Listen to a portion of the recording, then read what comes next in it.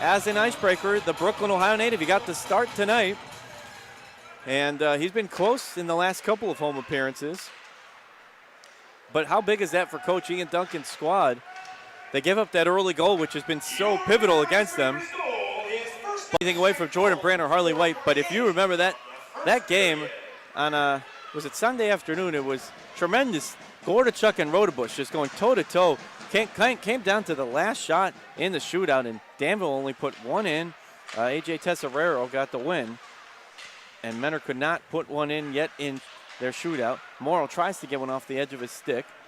The Westerville, Ohio native, and we've talked before, great international flair in the Icebreakers and throughout the FPHL, but some very talented players from right here in Northeast Ohio. Now, kind of stuck there in this corner.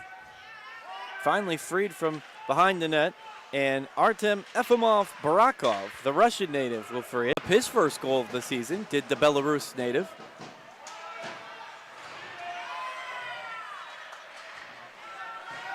Now, Farrington, who was on that hot point streak, chips one into there. I think he used the sand wedge there.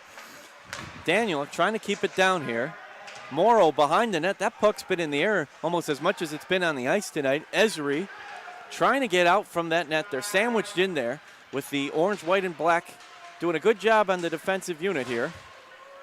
The Slam tries to get the Fanatics into. They're both, two, like I said before, they're two of the top 3 defensive teams in the league. And they're just overall solid defensive teams that kind of struggle a little bit on offense. Now Tim Perks trying to keep that puck down there. Good to see Perks once again back on the ice.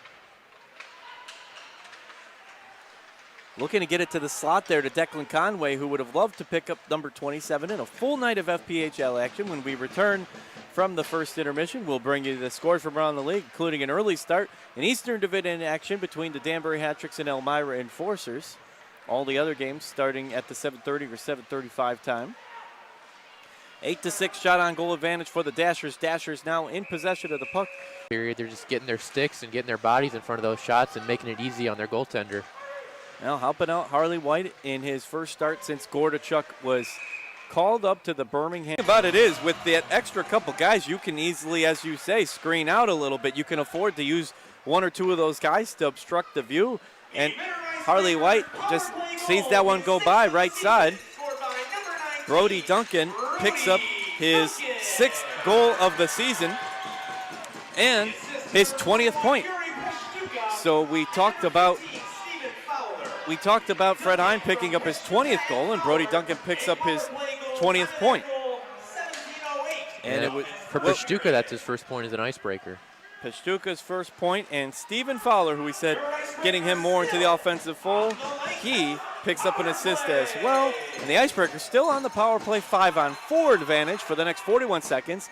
Slam getting the Fanatics into it here as Menor takes it collegiately at Portage College. He has looked pretty solid in his starts when Rodebush was injured for that brief period. He's doing a good job tonight controlling all those rebounds, making it tough on the Dashers. And backup goalies, neither have taken to the ice yet this season. Bradley Conrad Woodman for Menor, and former icebreaker but never took to the ice, Braddock Allen for Danville, just signed right before this weekend series. Yeah, if you're an icebreaker goaltender and your last name is not Rodebush, it's been hard to find ice time this season. Yeah, we were talking about it. Derek Moser announced his retirement in mid-December. The bus stop was a good goalie as well. He said, hey, Derek, maybe retirement short-lived? Definitely could use him right now. Just to have an extra. And we'll have a face-off now, right defensive circle. Nearest Harley White. Dashers quick down there on the far boards in front of their bench. They'll dump it behind the net and Jordan Brandt. So the Levi Armstrong goal on Hallgood's second point of the night. 2 nice years so far. Good breadbasket save made there by Jordan Brandt. Not a ton of defense in that one, if I remember correctly. A lot of soft goals let in. But it was a fun game to watch for sure. Well, the Icebreakers had 3 goals in the first 4.5 minutes. Danbury came back and made it 3-2 by the end of the period and ended up 6-5. That one evades the Dashers bench. They'll cycle that one back to center ice to Palmerville.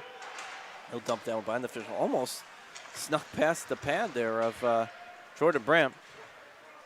I'll never forget, though, in that game, Austin Rodebush on the 5-on-3 down here at the far end where the Dashers are in the pipes right now. He evaded a flurry of shots from the hat-tricks scoring line, and he ended up making that jumping save where he ended up in a seated position. It was a great stance in that 5-on-3. Right now, 2-2 with 1:51 remaining. And it'll be a very interesting third. It's like Matt Robertson and Dalton Jay and Graham and Silkanich.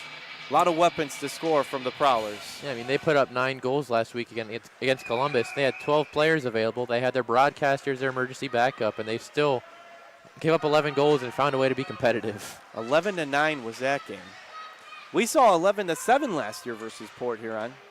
Was that one of the craziest things you've seen in the FPHL, though, was emergency backup goalie was the broadcaster. They did the game from the bench. Perks, the save, Black coming this way. Now the other way. Conway just gets pushed out of the way from the slot there. They're trying to get it to the leading goal scorer for the Icebreakers at 26. And Jesse Nayer's been very... Bush will make his debut on the ice. How soon? Could be tonight. Actually, he's playing right now. Is he playing right now yeah, as we speak? Henry Dill gave up 4 goals on 19 shots, and Rodebush has stopped all 7 he's faced in 7 Oh, Henry and a half Dill minutes. of Carolina Thunderbirds, correct? You got the all FPHL line. From Richie Pinkowski down to Ben Buchel. Take a spin to the ice. 9:58 remaining. And Icebreakers holding on to that 2-shot on goal advantage. But at this point, Jared, what would you say would be the key for Menors? They really haven't been able to sustain any sort of momentum. It's not clicking like it was earlier in the season. I get that your personnel isn't the same as it was, but at the same time. Nice arena to draw here. The windup from Duncan, who's looking for his second goal of the night. So only trailing 3-2 with 9:29 remaining. Plenty of time for Coach Ian Duncan's squad, who played at Bowling Green State University and at the highest level in the NHL for the Winnipeg Jets. Now crossing over the blue line, it's Efimov Barakov. Conway, nice stick handle move there to get into the neutral zone. Now he'll flip that one forward behind the net. 9:04 advantage. 9:04 left on the clock. 3 shot on goal advantage for Menor. And we talked about that. That has been a good statistic for the Icebreakers, although it's a narrow one right now. But Pashtuka now. Pashtuka crosses the blue line and leaves that one for Hatham Awade. Haven't seen Hatham in about a period. Got the start tonight on the starting line, the Ganley Village Automotive starting line. Wind-up shot from Fred Hine, deflects back off of Brandt. Hatham Awade picked up his first goal ever here in Menor Ice Arena, but wearing red, white, and black for the Prowlers. And now on Menor, as we told earlier in the broadcast, the 61st Icebreaker to take to the ice in the back half of 4 minutes. 3-2, Dashers with the lead here at Menor Ice Arena. Leading 33-30, or trailing 33-30 shot on goal. But that more important number, winning by 1. We'll see what the Icebreakers turn to offensively here. It's got to be a goal to force overtime at this point. Icebreakers have not scored since 2:52 remaining in the first period of play, which seems like eons ago. Stuart Dant trying to break that, and the time is of the essence. 1:57 on the clock, minute 38. On the power play, Pashtuka sends one hard off of the stick of Ensor. Dashers nursing a 1-goal lead. Tim Perks now from behind the net. He's looking. He's trying to get it to Fowler. Gets it to Pashtuka. Pashtuka works it over to Duncan. Duncan to the slot to Perks.